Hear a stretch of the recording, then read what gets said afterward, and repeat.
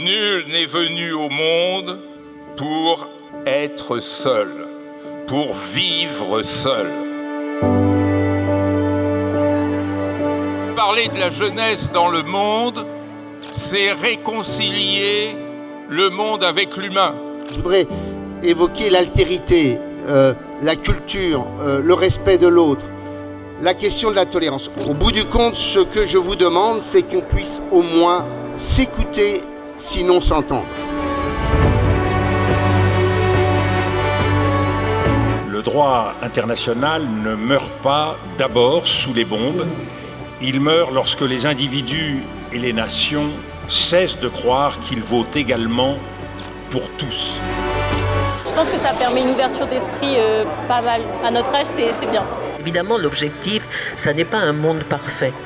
C'est un monde acceptable. J'ai trouvé une phrase de Lamartine. Il dit ceci: la liberté du faible et la gloire du fort. J'ai l'impression que c'est que des adolescents comme nous qui ont écrit un peu ce qu'ils pensent. Moi, j'ai marqué ouvrez les yeux sur le Soudan. Il se passe des choses terribles dans ce pays, donc c'est intéressant de voir les solutions possibles. Je pense que le temps est révolu où on pouvait être un jeune sur Terre sans être engagé.